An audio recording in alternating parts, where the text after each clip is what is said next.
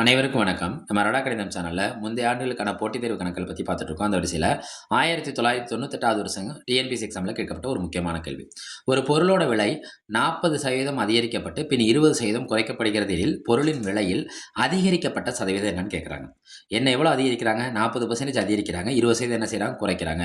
இந்த மாரி ஒன்றுக்கொன்று முரண்பாடான வார்த்தைகள் வைத்து சதவீதம் வச்சுனா அதுக்கான ஒரு ஷார்ட்கட் நம்மளுக்கு இருக்கு. ஏற்கனவே நம்ம முந்தைய வீடியோக்குள்ள சொல்லியிருக்கோம். இந்த வீடியோக்குள்ள பார்க்கறதுனால இன்னைக்கு திரும்ப அதை நான் ஞாபகப்படுத்துறேன்.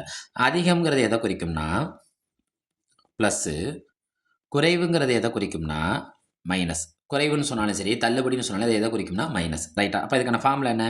X minus Y minus X பெருக்கல் ஒய் பை 100. இங்கே ஏன் மைனஸ் வந்துச்சுன்னா, இது அதிகத்தையும் குறைவையும் பெருக்குங்க. ப்ளஸ் இன்ட்டு மைனஸ் நம்ம என்ன ஃபார்முலா யூஸ் பண்ணுவோம்? மைனஸ். ரைட்டா? இங்கே எவ்வளோ அதிகரிக்கப்படுகிறது? 40%. அப்ப 40 மைனஸ் எவ்வளவு குறைக்கப்படுகிறது? 20 மைனஸ் 40 பெருக்கல் 20 டிவைடட் பை என்ன போட்டுக்கிறோம்? 100. 40ல் 20 போச்சுன்னா நமக்கு என்ன கிடைக்கும்? 20 மைனஸ் ஒரு ஜீரோக்கு ஒரு ஜீரோ கேன்சல், ஒரு ஜீரோக்கு ஒரு ஜீரோ கேன்சல். 4 பெருக்கல் 2 பாருங்க. 20 மைனஸ் ஒரு நாங்க 2 நாங்க என்ன கிடைக்கும்? 8. அப்ப 20ல் 8 போச்சுன்னா நம்மளுக்கு திரும்ப என்ன கிடைக்கும்? 12%. விடை ப்ளஸ்ல வந்தா அது எதை குறிக்கும்னா லாபத்தை குறிக்கும்.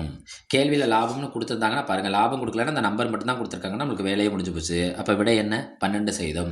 சில கேள்வித்தாட்கள் என்ன கொடுப்பாங்கன்னா 12% லாபம்ங்கிற வார்த்தை இருக்கும், 12% நட்டங்கிற வார்த்தை இருக்கும். அப்ப நம்ம போய் விடையை போய் பார்க்கணும். விடை வந்து நம்மளுக்கு ப்ளஸ்ல இருந்துச்சுன்னா அது எதை குறிக்கும்னா லாபத்தை குறிக்கும். மைனஸ்ல இருந்தால் அது எதை குறிக்கும்னா நஷ்டத்தை குறிக்கும். அடுத்த சேனலை லைக் பண்ணுங்க, சப்ஸ்கிரைப் செய்யுங்க, சப்போர்ட் பண்ணுங்க. நன்றி.